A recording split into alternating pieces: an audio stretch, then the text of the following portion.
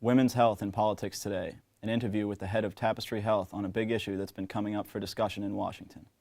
Popcorn Story Camp, a summer program put together by the people at Mozilla where kids get to learn about media issues and create their own content. In Focus, the first in a series of in-depth interviews with local entrepreneurs and artists who try to offer a truly unique experience to our community. The Sidewalk Sales, one of Northampton's biggest summer events. See what those running the booths have to say about it. I'm Corey Schuff, and this is Paradise City Press.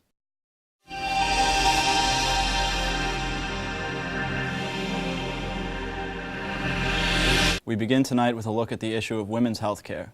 Tapestry Health has been providing reproductive health care and HIV testing and counseling to Western Massachusetts since 1973. With the recently passed Affordable Health Care Act and the upcoming presidential election, health care for the American people has already changed and may change again. We sat down with Tapestry Health Director Leslie Tarr-Laurie to hear her thoughts on the issue of women's health care in politics today. Women's health care is among the most pressing topic in this year's presidential election. According to President and CEO of Tapestry Health, Leslie Tarr-Laurie, candidates of both the Republican and Democratic parties are addressing the issue of women's health. Leslie, who has dedicated herself to human services and health services since 1969, continued to express her concern for women's health rights, noting that in the past, Massachusetts has been one of the slower-moving states when it comes to the progress of sexual health in politics. Republican primary, every single one of the candidates began to focus on the issue of women's health. And I think a big part of that was because, sadly, women's health, and specifically the issue of abortion, and now it's actually moved into even something like birth control, where 98% of women, irregardless of whether they're Catholic or not, who are sexually active, use birth control at some point in their life. So the idea that now birth control is in play is concerning. But Title X was discussed at more than one of the Republican primaries. And I think part of the reason that occurred was that especially those that want to limit the issue of choice for women have sadly succeeded in limiting the issue of abortion. And the fact that with the federal government, there is really limited dollars now that will pay for abortions. With Title X, it's the last bastion of support for birth control. And I think that's why it was focused on as a wedge issue to enliven the base of the right wing of the Republican Party. But I hope that those women who are part of the party will see through this political charade and help us once again move birth control and even abortion back to public health where it should be, not on the front pages of the Congress. Due to the fact that the Tapestry is a nonprofit organization, Laurie and her team need to get creative when it comes to fundraising and spreading awareness. Their latest endeavor is Coffee and Knit Uteri. The first fundraiser is a donation from Dean's Beans in Orange, Massachusetts, a donation of the Tapestry's own original blend. According to the Tapestry, Tapestry Health needs private dollars. Just by drinking a cup of coffee, you are helping local and global women's health, so drink up. As for the second fundraiser, women came into the Tapestry and dedicated their time to knit uteri, to both send a message and raise some funds. According to Leslie, despite the war on women, we still have a sense of humor. A note with uterus tells the elected officials how many received care in their area. And also, here is a uterus, please keep your laws off ours. Tapestry Health is a health and human service organization that provides life-saving, life-changing health services across Western Mass. I'm really sorry now, after 40 years that I've been working at Tapestry Health, that an issue that we began with is one that is still front and center, both for the politics of this election and even the health care of the women and couples in Western Mass. The Internet of today offers so many new possibilities for telling compelling and interactive stories. With this in mind, Mozilla, the creators of the web browser Firefox, have put together a series of events for kids ages 12 to 19 across the country. Youth centers can sign up to participate in online discussions with guest speakers and then create content with Mozilla's Popcorn software. NCTV has been taking part all summer, and we sat down with Media Resources Coordinator Jen Ramsey to talk about the program. Northampton Community Television teamed up with Mozilla's Popcorn Story Camp to teach the youth of Western Massachusetts more about media issues and to help them learn how to create their own web content. My name is Jen Ramsey. I work for NCTV, and I was in charge of the Popcorn Story Camp program we had this summer at NCTV. Popcorn Story Camp was a youth media webmaking program created by Mozilla Foundation in partnership with the Bay Area Video Coalition and Zero Divide. And what it was a program to teach students to create web native films, and that means create films that are created for and made to be viewed in the web or by the web.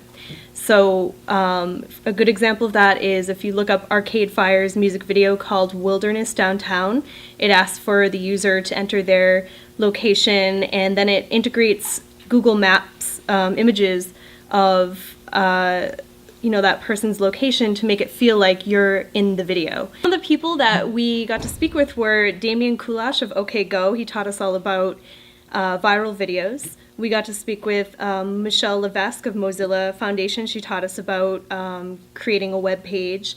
We got to speak with Anita Sarkeesian. She's a feminist web figure who makes her own video blogs that kind of deconstruct pop culture. We also spoke with Cory Doctorow of Boing Boing. He's also another pop culture hacker. We utilized Mozilla's open source video software called Popcorn, and Popcorn is a program that you can use right inside Mozilla Firefox, your browser, and you can take a source video from the web and use it to create an interesting video, add pop-ups, add links, add Google Maps or images or things like that to make the video more web native.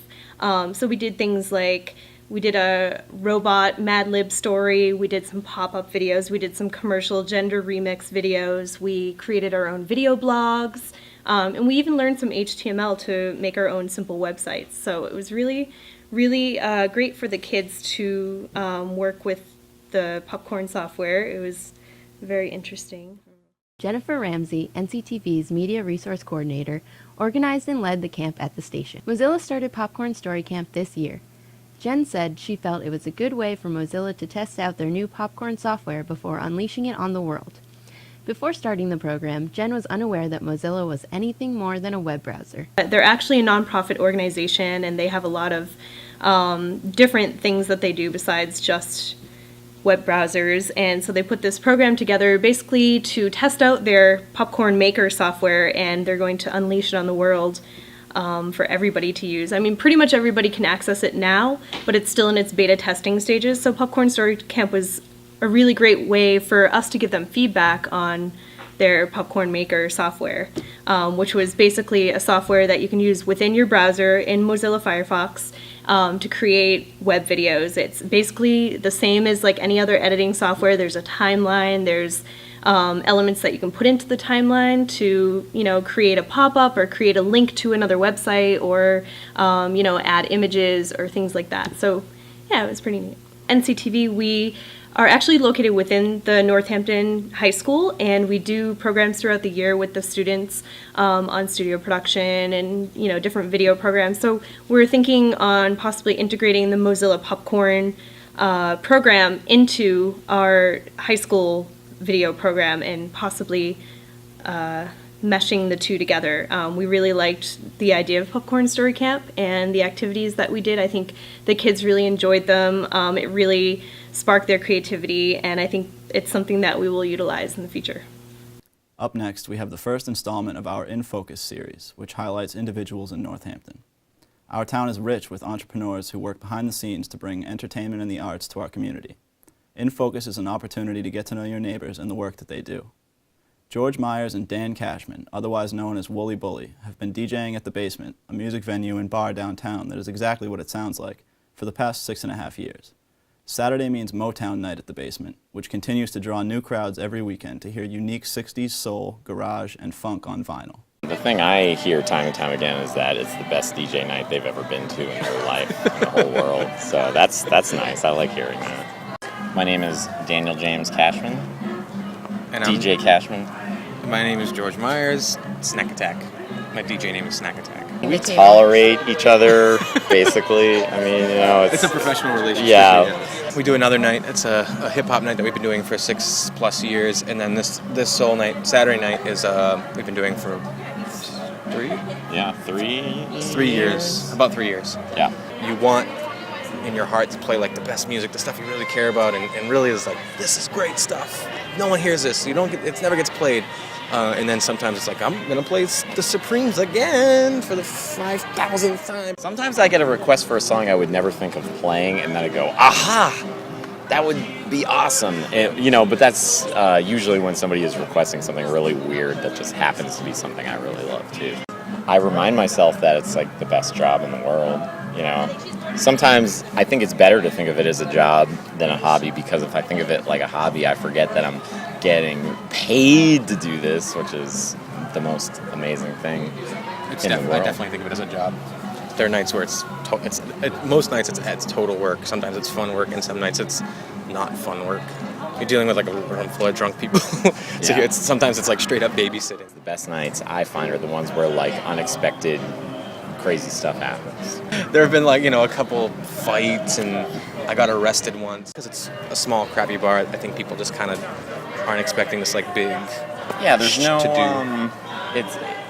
you can't make presumptions about, how awesome it's going to be based on what it is, because it's just like a basement. It's gross. Small. Often the best part of the night could be the first hour when it's pretty empty and we just kind of play records for each other. And actually that's the case tonight. We have a guest, and we often have guests with us, and that's really sort of the part where it's like a lot more a social thing. People always complain about how Northampton or the Valley's so small, but like every week there's like a new 50 or 60 people in here, and you can make a basic assumption that you share this interest in this music or this type of experience, and it's okay to have a gray in your beard and be playing soul records, whereas the hip hop thing, you kind of have to wear sneakers.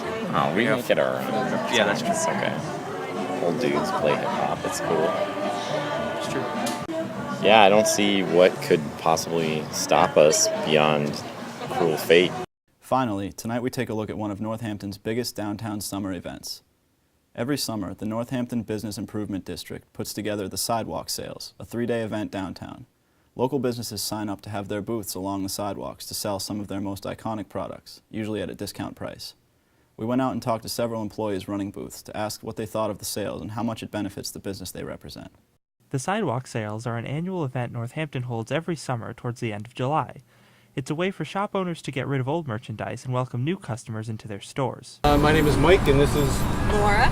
We're with Turn It Up here in Northampton. We use CDs, DVDs, etc. My name is Brian Borges Vega, and I work with Deals and Steals.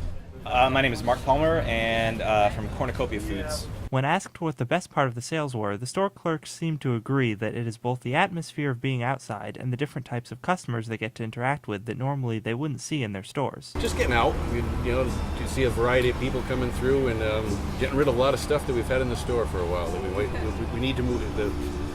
It's good for business. It's good for all the businesses. Get people in town. Good for local business. It attracts people. It's like being outside and working up here, and yeah, you see a different crowd of people than who would just come downstairs, so it's fun. Just all of it, the commotion, everybody coming up and down the streets, everybody buying, everybody coming into the tent. I think this is my favorite week to work by far. I love working this week. Interacting with the customers, the public, and such good change of pace. Yeah. The fresh air is nice. Yeah. Most stores agreed that a great part of the sales is interacting with other stores. The folks have sweeties and say hi to them, but that's pretty normal. But yeah, very good for local business. Great deals downtown. Great food too. Great deals on food. There's actually people in CVS that I never met that now I know. There's people at Newberry Comics that I passed by and I didn't know their names, and now I do. So it's great to get out here and see everybody and talk to everybody. Everybody's in a happier mood. So. It's funny, we're in Thorns Marketplace, so it's kind of like a mall-type atmosphere, and we know a lot of the other employees in there. And Acme Surplus over here is our neighbor in Thorns, so we have a lot of good banter going on. But yeah, it's a good way to change up the scene and meet some people. Yeah. That's our broadcast for this week. Thank you for being with us. I'm Corey Schuff, reporting from the NCTV studio on Elm Street in Northampton, Massachusetts. Have a good night.